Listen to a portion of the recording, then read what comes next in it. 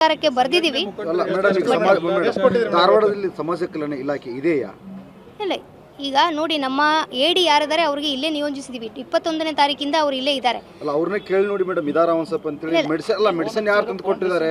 Phone ಮಾಡಿದ್ರೆ phone receive ಮಾಡಂಗಿಲ್ಲ. Medicine ಯಾರು ತಂದು ಕೊಟ್ಟಿದ್ದಾರೆ ಏನು ಸ್ವಲ್ಪ ಕೇಳಿ ಮೇಡಮ್. ಸಮಾಜ ನಿನ್ನೆ ಅಂತ್ಯ ಸಂಸ್ಕಾರದ ನಾವೇ ಇದ್ದೇವೆ, ನಮ್ಮ ಪ್ರೋಟೋಕಾಲ್ ಮುಗೀತು ಅಂತ ಮನೆಗೆ ಹೋಗ್ತಾರೆ. ಇದನ್ನ ಮಾನವೀಯತೆ ಇದೆಯಾ ಸಮಾಜ ಕಲ್ಯಾಣ ಇಲಾಖೆ ಅಧಿಕಾರಿಗಳಿಗೆ? ಅವರಿಗೆ ಕೂಡ ನಾವು ಅವ್ರಿಗೆ ಯಾವ ರೀತಿ ಸ್ಪಂದನೆ ಮಾಡಬೇಕು ಅವ್ರಿಗೆ ಡೈರೆಕ್ಷನನ್ನು ಕೊಟ್ಟಿದ್ದೀವಿ. ಈಗಲೂ ಕೂಡ ನಾವು ನಿಯೋಜನೆಯನ್ನು ಮಾಡಿದ್ದೀವಿ. ಅವ್ರ ಕುಟುಂಬಕ್ಕೆ ಸರ್ಕಾರ ವತಿಯಿಂದ ಏನೇನೆಲ್ಲ ಸವಲತ್ತುಗಳು ಬೇಕೋ ಅದನ್ನು.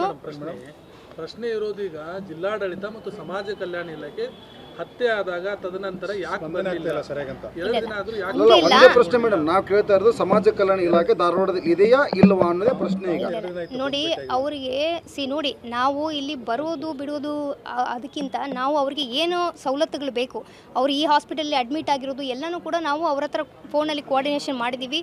ಪ್ಲಸ್ ಅವರಿಗೆ ಸರ್ಕಾರದಿಂದ ಅನುದಾನಕ್ಕೆ ಇಮಿಡಿಯೇಟ್ಲಿ ಬರೆಯಬೇಕು, ಈ ಪ್ರೊಸೀಜರನ್ನು ಕೂಡ ನಾವು ಮಾಡಬೇಕಾಗ್ತದೆ. ಅದನ್ನು ಮಾಡಿ ಇವತ್ತು 5 ಲಕ್ಷ ರೂಪಾಯಿ ಅವರಿಗೆ ಚೆಕ್ ಮುಖಾಂತರ ಕೂಡ ನಾವು ಒದಗಿಸಿದ್ದೀವಿ. ಇನ್ನು ಉಳಿದ ಅಮೌಂಟ್ ಚಾರ್ಜ್ ಶೀಟ್ ಆದಮೇಲೆ ಅದನ್ನು ಅನುದಾನ ಬರುತ್ತದೆ. ಆಮೇಲೆ ಈಗ ಹಾಸ್ಪಿಟಲಲ್ಲಿ ಬಂದ ತಕ್ಷಣವೇ ನಮ್ಮ ಸರ್ಕಾರಿ ಆಸ್ಪತ್ರೆಯಲ್ಲಿ ಆರೋಗ್ಯ ಕುಟುಂಬ ಕಲ್ಯಾಣ ಇಲಾಖೆಯ ಅಧಿಕಾರಿಗಳಿಗೆ ಮಾತಾಡಿ ಅವರಿಗೆ ಕೂಡ ಇಲ್ಲಿರುವ ಡಾಕ್ಟರ್ಗಳಿಗೆ ಸತತವಾಗಿ ಜಿಲ್ಲಾಡಳಿತ ಟಚ್ಚಲ್ಲಿ ಇದೆ. ಇಲ್ಲಿ ಇರುವ ಹೆಡ್ ಡಾಕ್ಟರ್ ಜೊತೆಗೆ ನಾನೇ ಖುದ್ದಾಗಿ ಮಾತಾಡಿ ಅವರ ಪರಿಸ್ಥಿತಿಯನ್ನು ಕಾಲಕಾಲಕ್ಕೆ ಅಪ್ಡೇಟನ್ನು ಕೂಡ ಮಾಡಿದ್ದೀವಿ. ಪ್ಲಸ್ ಇವತ್ತು ನಾವು ಅವರಿಗೆ ಬಂದು ನೋಡಿ ಕೂಡ ಅವರ ಮೆಡಿಕಲ್ ಸ್ಟೇಟಸ್ ಅನ್ನು ಕೂಡ ತಿಳ್ಕೊಂಡಿದ್ದೀವಿ. ಪ್ರತಿಭಟನೆ ಮಾಡಿದ್ರು, ಮುಖಂಡರು ಹೇಳಿದ್ರು, ಇವತ್ತಾದ್ರೂ ಯಾಕೆ ಬಂದ್ರಿ, ವಾಪಸ್ ಹೋಗ್ಬೇಡಿ, ಸರ್ಕಾರಕ್ಕೆ ಬರ್ದಿದ್ದೀವಿ. ಅಲ್ಲ ಮೇಡಮ್, ಈಗ ಧಾರವಾಡದಲ್ಲಿ ಸಮಾಜ ಕಲ್ಯಾಣ ಇಲಾಖೆ ಇದೆಯಾ? ಇಲ್ಲ, ಈಗ ನೋಡಿ ನಮ್ಮ ಎಡಿ ಯಾರಿದ್ದಾರೆ ಅವ್ರಿಗೆ ಇಲ್ಲೇ ನಿಯೋಜಿಸಿದ್ದೀವಿ. 21ನೇ ತಾರೀಕಿಂದ ಅವ್ರು ಇಲ್ಲೇ ಇದ್ದಾರೆ. ಅಲ್ಲ ಅವ್ರನ್ನೇ ಕೇಳಿ ನೋಡಿ ಮೇಡಮ್, ಇದಾರ ಒಂದು ಸ್ವಲ್ಪ ಅಂತೇಳಿ. ಮೆಡಿಸಿನ್ ಅಲ್ಲ, ಮೆಡಿಸಿನ್ ಯಾರು ತಂದು ಕೊಟ್ಟಿದ್ದಾರೆ? ಫೋನ್ ಮಾಡಿದ್ರೆ ಫೋನ್ ರಿಸೀವ್ ಮಾಡಂಗಿಲ್ಲ. ಮೆಡಿಸಿನ್ ಯಾರು ತಂದು ಕೊಟ್ಟಿದ್ದಾರೆ ಏನು ಸ್ವಲ್ಪ ಕೇಳಿ ಮೇಡಮ್. ಸಮಾಜ ನಿನ್ನೆ ಅಂತ್ಯ ಸಂಸ್ಕಾರದ ನಾವೇ ಇದ್ದೇವೆ, ನಮ್ಮ ಪ್ರೋಟೋಕಾಲ್ ಮುಗೀತು ಅಂತ ಮನೆಗೆ ಹೋಗ್ತಾರೆ. ಇದನ್ನ ಮಾನವೀಯತೆ ಇದೆಯಾ ಸಮಾಜ ಕಲ್ಯಾಣ ಇಲಾಖೆ ಅಧಿಕಾರಿಗಳಿಗೆ? ಅವರಿಗೆ ಕೂಡ ನಾವು ಅವ್ರಿಗೆ ಯಾವ ರೀತಿ ಸ್ಪಂದನೆ ಮಾಡಬೇಕು ಅವ್ರಿಗೆ ಡೈರೆಕ್ಷನನ್ನು ಕೊಟ್ಟಿದ್ದೀವಿ. ಈಗಲೂ ಕೂಡ ನಾವು ನಿಯೋಜನೆಯನ್ನು ಮಾಡಿದ್ದೀವಿ. ಅವ್ರ ಕುಟುಂಬಕ್ಕೆ ಸರ್ಕಾರ ವತಿಯಿಂದ ಏನೇನೆಲ್ಲ ಸವಲತ್ತುಗಳು ಬೇಕೋ ಅದನ್ನು.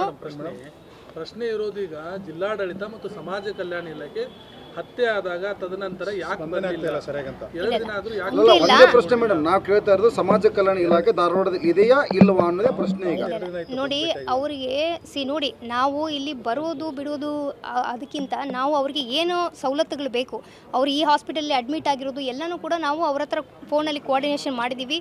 ಪ್ಲಸ್ ಅವರಿಗೆ ಸರ್ಕಾರದಿಂದ ಅನುದಾನಕ್ಕೆ ಇಮಿಡಿಯೇಟ್ಲಿ ಬರೆಯಬೇಕು, ಈ ಪ್ರೊಸೀಜರನ್ನು ಕೂಡ ನಾವು ಮಾಡಬೇಕಾಗ್ತದೆ. ಅದನ್ನು ಮಾಡಿ ಇವತ್ತು 5 ಲಕ್ಷ ರೂಪಾಯಿ ಅವರಿಗೆ ಚೆಕ್ ಮುಖಾಂತರ ಕೂಡ ನಾವು ಒದಗಿಸಿದ್ದೀವಿ. ಇನ್ನು ಉಳಿದ ಅಮೌಂಟ್ ಚಾರ್ಜ್ ಶೀಟ್ ಆದಮೇಲೆ ಅದನ್ನು ಅನುದಾನ ಬರುತ್ತದೆ. ಆಮೇಲೆ ಈಗ ಹಾಸ್ಪಿಟಲಲ್ಲಿ ಬಂದ ತಕ್ಷಣವೇ ನಮ್ಮ ಸರ್ಕಾರಿ ಆಸ್ಪತ್ರೆಯಲ್ಲಿ ಆರೋಗ್ಯ ಕುಟುಂಬ ಕಲ್ಯಾಣ ಇಲಾಖೆಯ ಅಧಿಕಾರಿಗಳಿಗೆ ಮಾತಾಡಿ ಅವರಿಗೆ ಕೂಡ ಇಲ್ಲಿರುವ ಡಾಕ್ಟರ್ಗಳಿಗೆ ಸತತವಾಗಿ ಜಿಲ್ಲಾಡಳಿತ ಟಚ್ಚಲ್ಲಿ ಇದೆ. ಇಲ್ಲಿ ಇರುವ ಹೆಡ್ ಡಾಕ್ಟರ್ ಜೊತೆಗೆ ನಾನೇ ಖುದ್ದಾಗಿ ಮಾತಾಡಿ ಅವರ ಪರಿಸ್ಥಿತಿಯನ್ನು ಕಾಲಕಾಲಕ್ಕೆ ಅಪ್ಡೇಟನ್ನು ಕೂಡ ಮಾಡಿದ್ದೀವಿ. ಪ್ಲಸ್ ಇವತ್ತು ನಾವು ಅವರಿಗೆ ಬಂದು ನೋಡಿ ಕೂಡ ಅವರ ಮೆಡಿಕಲ್ ಸ್ಟೇಟಸ್ ಅನ್ನು ಕೂಡ ತಿಳ್ಕೊಂಡಿದ್ದೀವಿ. ಪ್ರತಿಭಟನೆ ಮಾಡಿದ್ರು, ಮುಖಂಡರು ಹೇಳಿದ್ರು, ಇವತ್ತಾದ್ರೂ ಯಾಕೆ ಬಂದ್ರಿ, ವಾಪಸ್ ಹೋಗ್ಬೇಡಿ.